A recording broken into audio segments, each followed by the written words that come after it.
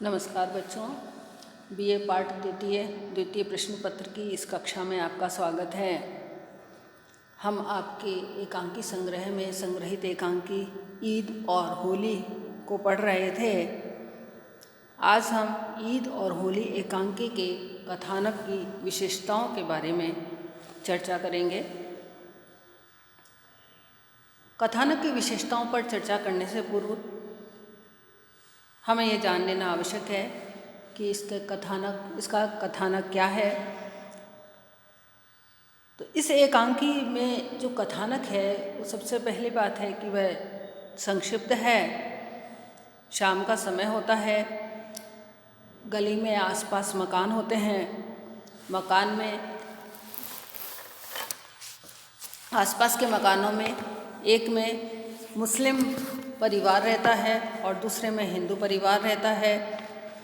मुस्लिम परिवार में हमीदा नाम की बच्ची है और हिंदू परिवार में एक बच्चा है जिसका कि नाम राम है।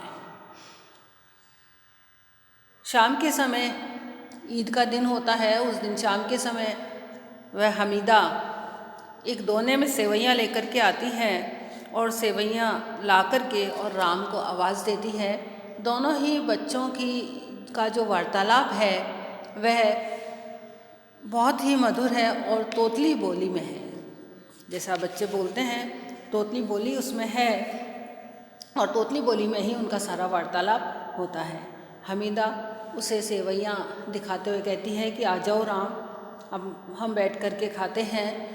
जब वो दोनों बैठ कर के सेवइयाँ खा रहे होते हैं उसी समय राम की माँ रत्ना आ जाती है और रत्ना आकर के उसको गुस्से से देखती है और फिर कहती है कि तूने म्लेच्छ के साथ में ये सेवइयाँ खा ली, अब तू भ्रष्ट हो गया।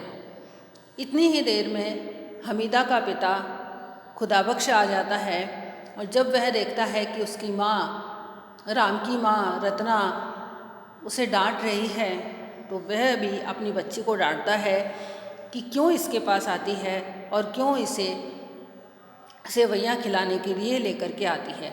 और वह भी हमीदा को डांट करके अपनी गोद में लेकर के चला जाता है। तो हमीदा को वह गोद में ले जाता है और रत्ना राम को लेकर के चली जाती है।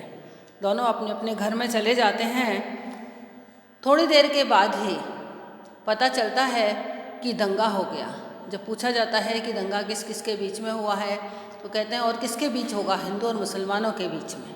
अर्थात हिंदू मुसलमानों के बीच में दंगा होना एक आम बात थी और वह हो रहा था। जैसे ही दंगा होने की खबर आती है तो खुदाबख्श वापस से जाकर के रत्ना के मकान के बाहर जाकर के आग लगाने का प्रयास करता है और उसे यह पता ही नहीं होता है कि हमीदा वापस से राम के पास में आ गई है। हमीदा और राम वापस से उस रत्ना के मकान की छत पर बैठ जाते हैं और रत्ना की मकान की छत पर बैठ करके और वे बातें कर रहे होते हैं। उसी समय खुदाबख्श रत्ना के मकान के बाहर आग लगा देता है। जब आग की लपटें बहुत ज़्यादा फैल जाती हैं तब जाकर के उन्हें दोनों को ही यह पता चलता है कि राम और हमीदा दोनों मकान की छत पर हैं। वो दोनों छत पर एक साथ खेल रहे होते हैं। खुदाबख्श फ़ौरन वहाँ पहुँचता है और अपनी बेटी हमीदा को छत पर से उतारने के लिए उसे गोद में ले लेता है और राम को वह वहीं छोड़ देता है। जब हमीदा कहती है कि अरे राम को भी तो लो, तो राम कहता है कि नहीं, मैं सीढ़ियों से आ जाऊंगा। और खुदाबख्श भी उससे कहता है कि हाँ, सीढ़ियों से आ जाना। और सीढ़ियों से यदि वह आता तो सीढ़ियों की तरफ तो आग की लपटें बहुत ही तेज़ आ चुकी थी। खुदाबख्श उसे यह कह करके और हमीदा को लेकर के आने लगता है, लेकिन फिर आते आते ही पता नहीं उसे क्या अचानक होता है कि वह राम को छोड़ नहीं पाता है और वह राम को भी गोद में लेकर के आ जाता है। राम और हमीदा दोनों को गोद में लेकर के नीचे उतर आता है। जब वह नीचे उतर आता है तो रत्ना बड़ी कृतज्ञतापूर्ण दृष्टि से उसे देखती है तथा उसके प्रति कृतज्ञता ज्ञापित करती है कि तुमने मेरे पुत्र को बचाया। तब जाकर के जो खुदाबख्श है वो कहता है कि नहीं, जब हम पहले तो एक दूसरे को मलेच्छ और काफिर कह रहे थे, खुदाबख्श रत्ना को काफिर कहता है और रत्ना खुदाबख्श को मलेच्छ कहती है। ये कहती है कि इस मलेच्छ के साथ में कुछ भी मत खाया करो, अपने बेटे से कहती है। तो कहते हैं कि हम पहले तो एक दूसरे को मलेच्छ और काफिर कह रहे थे, लेकिन फिर रत्ना जो है वह कहती है कि नहीं, मलेच्छ और काफिर जब थे, जब तो हमारी जो नीयत थी वह दंगा भड़काने वाली थी और मलेच्छ ने काफिर का मकान जलाया था, लेकिन भाई खुदाबख्श ने बहन रत्ना का नहीं। अर्थात जब वह यह स्वीकार करता है, खुदाबख्श यह स्वीकार किए बिना भी नहीं रह पाता कि वास्तव में मकान में आग भी खुद ने ही लगाई है। जब वह यह स्वीकार करता है तो रत्ना उसे माफ़ कर देती है और वह कहती है कि नहीं नहीं, जिसने मकान जलाया था वो रत्ना का भाई खुदाबख्श नहीं था, बल्कि वह तो मलेच्छ था जिसने कि काफिर के मकान में आग जलाई थी। अर्थात जिस समय तुमने आग लगाई थी उस समय तुम्हारा नज़रिया मुझे काफिर की दृष्टि से देखने का था और मेरा नज़रिया तुम्हें मलेच्छ की दृष्टि से देखने का था। लेकिन अब वह बात नहीं रही है, क्योंकि दोनों के ही हृदय परिवर्तन हो गए हैं और दोनों ने ही एक इंसानियत के धर्म को अपनाया है। तो इस तरह से ये जो कथानक है ये यहाँ पर आकर के एकांकी समाप्त हो जाता है। दोनों बच्चों की जो पवित्र भावनाएं हैं, उन पवित्र भावनाओं का असर दोनों हम खुदाबख्श एवं रत्ना पर भी पड़ता है और उन दोनों के हृदय भी परिवर्तित हो जाते हैं। तो इस तरह से खुदाबख्श और रत्ना दोनों अपने बच्चों के साथ में होली की खुशियाँ मनाते हैं और आपस में सांप्रदायिक कट्टरता को त्याग देते हैं। तो इस तरह से ईद और होली दोनों ही जो त्यौहार हैं उनके बारे में बताया गया है कि दोनों ही त्यौहार पारस्परिक सौहार्द को बढ़ावा देने वाले हैं और पारस्परिक सौहार्द की भावना हमको रखनी चाहिए। हमको इंसानियत का जो धर्म है उसे सबसे ऊपर रखना चाहिए। ये जो कथानक है इसकी विशेषताओं को हम यदि बिंदुवार लिखें तो सबसे पहली इसकी जो विशेषता है वह यह है कि इसका कथानक बहुत ही संक्षिप्त है। कथानक बहुत छोटा है। कई बार इतने बड़े बड़े कथानक होते हैं कि एकांकी को समझने के लिए ही 2-3 बार पढ़ना पड़ता है, लेकिन नहीं, ऐसा नहीं है। इस एकांकी का कथानक बहुत ही संक्षिप्त है। छोटे छोटे 2 बालक हमीदा और राम और उनकी जो तोतली वाणी है उसके माध्यम से पूरा कथानक गति पाता है और ये जो कथानक है ये बहुत ही तेज़ी से विकसित भी होता है। दूसरे इस कथानक की जो विशेषता हम ले सकते हैं वह यह है कि इसमें जिज्ञासा प्रारंभ से लेकर के अंत तक बनी रहती है। यानी जैसे ही रत्ना और खुदाबख्श दोनों हमीदा को और राम को सेवैयाँ खाते हुए देखते हैं और जब रत्ना अपने पुत्र राम को डांटती है और कहती है कि मलेच्छ के हाथ से क्यों खाया, मलेच्छ के यहाँ का क्यों खाया, तो हम पाठक के मन में ये उत्सुकता आती है कि अब शायद इनमें झगड़ा होगा, लेकिन झगड़ा नहीं होता है। वो दोनों अपने अपने घर के अंदर चले जाते हैं। फिर जब दंगा होने लगता है और खुदाबख्श रत्ना के मकान को आग लगाता है तब यह उत्सुकता जगती है कि अब क्या होगा। आगे देखते हैं कि खुदाबख्श किसे बचाता है किसे नहीं बचाता है, और जब वह हमीदा को लेकर के नीचे उतरने लगता है तब तो उत्सुकता और भी ज़्यादा बढ़ जाती है कि अब आगे देखते हैं राम का क्या होगा। लेकिन फिर उसी समय उसका हृदय परिवर्तित हो जाता है और जब हृदय परिवर्तित हो जाता है तो वह राम को भी ले आता है और दोनों को सुरक्षित लेकर के नीचे आ जाता है। तो फिर पाठक के मन में यह जिज्ञासा पैदा होती है कि अब रत्ना के मन में खुदाबख्श के लिए कौन सी भावना है। तो प्रारंभ से लेकर अब उसके बाद यह जिज्ञासा बनती है कि क्या खुदाबख्श यह स्वीकार करेगा कि आग उसी ने लगाई थी। ये सब जिज्ञासाएं हैं और उनकी शांति फिर इस एकांकी में होती है। जिज्ञासा प्रारंभ से लेकर के अंत तक बनी रहती है, जो कि एक एकांकी का बहुत ही अच्छा गुण है। इस एकांकी की जो अन्य विशेषता है उसे हम कह सकते हैं कि यह यथार्थ पर आधारित है। यथार्थ पर आधारित हम इसलिए कह सकते हैं कि हमारा देश बच्चों बहुत से जाति और धर्म संप्रदायों में है। संप्रदायों मतलब यहाँ अलग अलग संस्कृतियाँ जो हैं, हिंदू, मुस्लिम, सिख, ईसाई सभी यहाँ पर रहते हैं।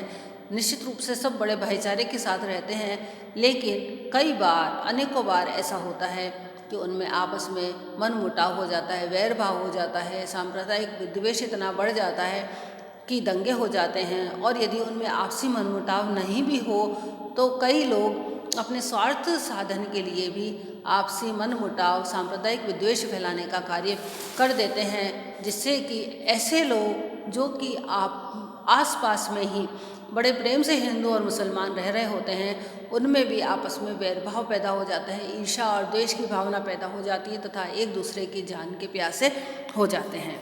तो यहाँ पर ये जो कथानक दिखाया गया है ये यथार्थ पर ही आधारित है। हम यह नहीं कह सकते कि कोई कल्पना की उड़ान इसमें भरी गई है। बिल्कुल कथानक यथार्थ पर आधारित है कि किस तरह से सांप्रदायिक विद्वेष के कारण खुदाबख्श रत्ना के घर में आग लगा देता है और फिर उसके बाद जो घटना में मोड़ आता है कि खुदाबख्श का हृदय परिवर्तन हो जाता है, वह भी यथार्थ पर ही आधारित है कि वास्तव में हम सोच बहुत कुछ लेते हैं कि हम उसका ये बिगाड़ देंगे, वो बिगाड़ देंगे, लेकिन हम क्योंकि इंसान हैं और इंसान होने के कारण यदि हमारे अंदर थोड़ी भी इंसानियत बची हुई है तो किसी के भी भड़काने से, कुछ भी सोच लेने के बावजूद भी हम समय आने पर किसी की रक्षा करने के लिए अपने आप तत्पर हो जाते हैं और वही खुदाबख्श ने किया। तो यह भी एक यथार्थ पहलू है कि हम क्योंकि इंसान हैं, हम मौलिक रूप से इंसान हैं। वो दूसरी बात है कि हमारे ऊपर लोग भड़का देते हैं और हमारे ऊपर दूसरी भावनाएं जो हैं वो हावी हो जाती हैं और हम एक दूसरे के खून के प्यासे हो जाते हैं, लेकिन इंसान होने के कारण हमारी इंसानियत जागती ही है और जागनी भी चाहिए और यही इस एकांकी में दिखाया गया है। और उसके बाद इन दोनों का हृदय परिवर्तन होते हुए दिखाया है। यह भी कोई यथार्थ से कटी हुई चीज़ नहीं है, क्योंकि उसने खुदाबख्श ने रत्ना के पुत्र को बचाया तो निश्चित बात है कि रत्ना का हृदय परिवर्तन भी हुआ ही होगा और दोनों का हृदय परिवर्तन हो जाता है। एक बच्चों का जो आपसी प्रेम है उसके कारण दोनों अपने अपने जो वैमनस्य है और केवल धर्म के कारण जो विद्वेष भरा हुआ है उसको वो छोड़ देते हैं और दोनों एक दूसरे को भाई बहन कहने लगते हैं। तो यहाँ पर यह जो एकांकी का कथानक है यह यथार्थ पर आधारित है। इस एकांकी की अन्य विशेषता यह है कि उद्देश्य को अभिव्यक्त करने में यह पूरी तरह से समर्थ है। इस एकांकी का उद्देश्य जो है वह यह है कि लोगों में इंसानियत की भावना पैदा करना। इसका कथानक प्रारंभ, मध्य और फलागम इसमें हमको देखने को मिलता है। प्रारंभ से लेकर के अंत तक हम देखते हैं कि किस तरह से रत्ना और खुदाबख्श दोनों ही संकीर्ण मानसिकता से ग्रस्त होते हैं, लेकिन उसके बाद में धीरे धीरे जब वे बच्चों के संपर्क में आते हैं और बच्चों की बातों को सुनते हैं और अपने बच्चों के आपसी प्रेम को देखते हैं तो उनका भी हृदय परिवर्तन हो जाता है और हृदय परिवर्तन होकर के वे अपना जो इंसानियत का धर्म है उसे निभाने के लिए आगे आते हैं। खुदाबख्श न केवल हमीदा को बचाता है अपितु राम को भी बचाता है और इस तरह से हिंदू और मुस्लिम जो धर्म है उस सब के ऊपर इंसानियत धर्म की विजय होती है और इंसानियत का, मानवता का जो धर्म है उसकी विजय होने के कारण ही खुदाबख्श का हृदय परिवर्तन होता है और वह राम को असहाय अवस्था में जलने के लिए नहीं छोड़ देता है बल्कि राम की रक्षा करता है। तो इस तरह से इसका एकांकी का जो उद्देश्य है वो यही है कि बच्चे जो हैं ईश्वर या खुदा ने बच्चों को ही बनाया है, अर्थात ईश्वर या खुदा ने किसी भी मनुष्य के मन में कोई मैल भर करके नहीं भेजा है। यदि यहाँ आकर के हमारे मन में एक दूसरे के प्रति विद्वेष या ईर्ष्या पैदा होती है तो यह हमारा स्वयं का पैदा किया हुआ है और हमें इससे निजात पाना ही चाहिए। तो ये इस एकांकी का उद्देश्य है कि बच्चों की जैसी कोमल भावनाएं होती हैं, बच्चों की जैसी भोली भावनाएं होती हैं, बच्चे क्योंकि किसी के प्रति वैमनस्य नहीं रखते हैं। वास्तव में इंसान तो यही है। मनुष्य, ईश्वर ने तो इसी इंसान को बनाया है। यहाँ इस समाज में आकर के और हम परिवर्तित हो जाते हैं, हमारा रूप परिवर्तित हो जाता है, हम एक दूसरे के प्रति विद्वेष रखने लगते हैं। यह सही नहीं है। हमें अपने इंसानियत के धर्म को नहीं भूलना चाहिए। ईश्वर ने जैसा मन हमको दिया है वैसा ही मन यदि हम अंत तक रख सके तो यह मानवता के लिए एक बहुत बड़ी उपलब्धि है। और मानवता इसे ही कहेंगे कि जैसा मन हमें ईश्वर ने दिया। ईश्वर ने कभी भी हिंदू को अलग या मुसलमान को अलग नहीं बनाया है। ईश्वर ने सबको एक तरह से पैदा किया है, एक सा बनाया है। तो फिर यहाँ आकर के यह भेदभाव, यह वैमनस्य क्यों? इस तरह का वैमनस्य नहीं होना चाहिए और इंसानियत को सबसे ऊपर स्थान देना चाहिए। और यहाँ पर भी खुदा बख्श ने यही किया है, इंसानियत के धर्म का पालन करते हुए और राम की रक्षा की। और इस तरह से दोनों में, राम में और रत्ना में, जो सांप्रदायिक विद्वेष था वह सौहार्द में परिवर्तित हो गया। जो एक दूसरे को म्लेच्छ और काफिर कह रहे थे वे एक दूसरे को भाई और बहन कहने लगे। तो इस तरह से ये जो एकांकी है यह उद्देश्य को भी पूर्ण करने में पूरी तरह से सफल रहा है। तो बच्चों, इस तरह से हम कह सकते हैं कि ये जो एकांकी है इसका कथानक अनेक विशेषताओं से युक्त है, जिसे कि हमने अभी बिंदुवार बताया। धन्यवाद।